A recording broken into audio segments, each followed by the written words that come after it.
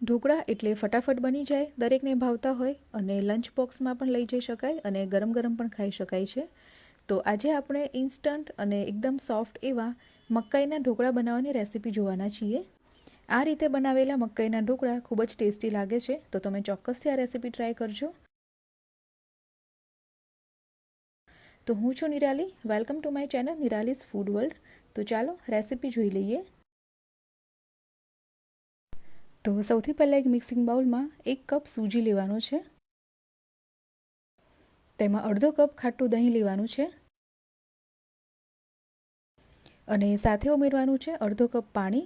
અહીંયા તમે જો દહીં ના હોય તમારી પાસે તો ખાટી છાશ પણ ઉમેરી શકો છો. હવે બધી વસ્તુને એકદમ સારી રીતે મિક્સ કરી લેવાની છે. તો આ રીતે બધી વસ્તુ મિક્સ થઈ ગઈ છે. હવે 15 મિનિટ માટે ઢાંકી અને રેસ્ટ આપી દેવાનો છે. તો 15 મિનિટ થઈ ગઈ છે. તમે જોઈ શકો છો એકદમ સરસ રીતે સૂજી છે તે દહીં સાથે મિક્સ થઈ ગઈ છે અને તમે ઉપર જોઈ શકો છો કે દહીં ખાટું હોવાથી ઉપર થોડા બબલ્સ પણ આવ્યા છે. તો સૂજી એકદમ સારી રીતે દહીં અને પાણીને સોક કરી લીધું છે. હવે અત્યારે આમાં પાણી નથી ઉમેરવાનું. હવે આપણે આગળની પ્રોસેસ કરીએ. હવે અહીંયા મેં 1 કપ મકાઈના દાણા લીધા છે. કાચી મકાઈ છે, બાફેલી મકાઈ નથી લેવાની. અને આ બીજા 1/4 કપ મકાઈના દાણા છે, એને આપણે સાઈડ પર રાખીશું, એને પીસવાના નથી. હવે મકાઈની સાથે 2 લીલા મરચાં અને 1 આદુનો ટુકડો લઈ લેવાનો છે અને હવે આ મકાઈની પેસ્ટ બનાવી લેવાની છે. તો પેસ્ટ બનીને બિલકુલ તૈયાર છે. સૂજી અને દહીંનું જે મિક્સચર છે તે બાઉલમાં આપણે મકાઈની પેસ્ટ લઈ લેવાની છે. અહીંયા આપણે આ મકાઈની પેસ્ટ ઉમેરી છે એટલે હવે પાણી ઉમેરવાની બિલકુલ જરૂર નહીં પડે. બધું વસ્તુ સરસ રીતે મિક્સ કરીશું એટલે પરફેક્ટ એવી બેટરની કન્સિસ્ટન્સી થઈ જશે. હવે મકાઈના દાણા જે આપણે રાખ્યા હતા 1/4 કપ તે ઉમેરી દઈશું. 1 ચમચી અથવા તો સ્વાદ પ્રમાણે મીઠું ઉમેરી દેવાનું છે. 1/4 ચમચી જેટલી હળદર, 1 ટેબલસ્પૂન તેલ ઉમેરવાનું છે. હવે આ બધી વસ્તુને એકદમ સારી રીતે મિક્સ કરી દેવાની છે. તો બેટર આપણું બિલકુલ રેડી છે, એકદમ પરફેક્ટ કન્સિસ્ટન્સી છે. હવે આમાં વધારે આપણે પાણી કે દહીં ઉમેરવાની બિલકુલ જરૂર નથી. તમને જો તમારા બેટરની કન્સિસ્ટન્સી બરાબર ન લાગતી હોય તો થોડું પાણી ઉમેરવું હોય તો 2 થી 3 ચમચી ઉમેરી શકાય.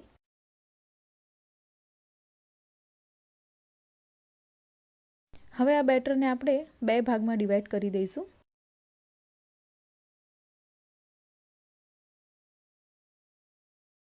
હવે એક ભાગમાં તમારે 1 ટીસ્પૂન ઈનો લઈ લેવાનો છે.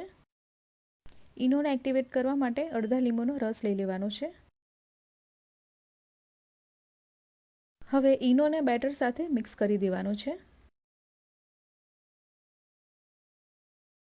તો ઈનો હવે મિક્સ થઈ ગયો છે, બેટર સરસ ફ્લફી થઈ ગયું છે. હવે અહીંયા ઢોકળાને સ્ટીમ કરવા માટે જે પ્લેટ કે કોઈ બી તમે વાસણ લીધું હોય તેને તેલથી ગ્રીસ કરી લેવાનું છે. અહીં અમે ઢોકળા મૂકવા માટેની પ્લેટને તેલથી ગ્રીસ કરી લીધી છે. તેમાં આપણે જે બેટર તૈયાર કર્યું છે તે લઈ લેવાનું. અહીંયા જો તમે એકસાથે મોટા કોઈ ટીનમાં ઢોકળા સ્ટીમ કરવાના હો તો બધા બેટરમાં એકસાથે જ ઈનો ઉમેરી અને તેને સ્ટીમ કરવા મૂકી દેવાનું. ત્યાર પછી આ રીતે થોડું ટેપ કરી લેવાનું જેથી બેટર બધી બાજુ એક સરખી રીતે સ્પ્રેડ થઈ જાય. હવે ઉપર થોડું લાલ મરચું પાવડર સ્પ્રિંકલ કરી દઈશું. બિલકુલ ઓપ્શનલ છે, તમારે ના ઉમેરવું હોય તો સ્કીપ કરી શકાય.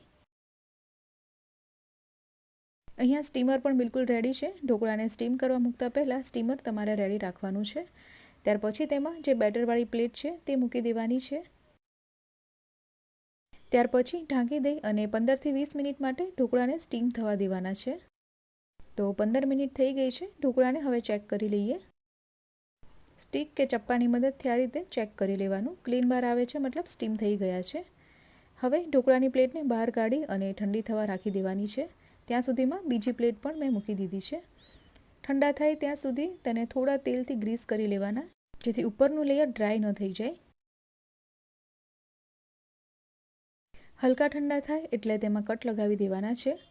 થોડા ઠંડા થાય ઢોકળા ત્યાર પછી જ તેને કટ લગાવવાના, નહીં તો બરાબર નહીં કટ થશે. તો આ રીતે નાના કે મોટા જે રીતે તમને પસંદ હોય એ રીતે ઢોકળાના કટ લગાવી લેવાના છે. ત્યાર પછી આપણે આ ઢોકળા માટે એક વઘાર તૈયાર કરીશું.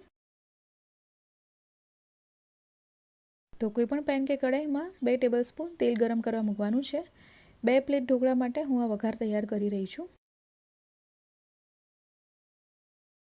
તેલ ગરમ થાય એટલે તેમાં 1 ટીસ્પૂન રાઈ ઉમેરી દેવાની છે. રાઈ ફૂટી જાય એટલે 1 ટીસ્પૂન જીરું, 2 ટીસ્પૂન સફેદ તલ ઉમેરવાના છે. ઢોકળામાં ઉપર વઘારમાં તલનો ખૂબ જ સરસ ટેસ્ટ આવે છે, તો ચોક્કસથી ઉમેરજો. 1/4 ચમચી હિંગ ઉમેરવાની છે. તો વઘાર આપણો બિલકુલ તૈયાર છે. ગેસને હવે બંધ કરી દેવાનો છે. હવે અહીંયા ઢોકળા જે આપણે તૈયાર કરીને રાખ્યા છે તેના ઉપર વઘારને સારી રીતે સ્પ્રેડ કરી દેવાનો છે.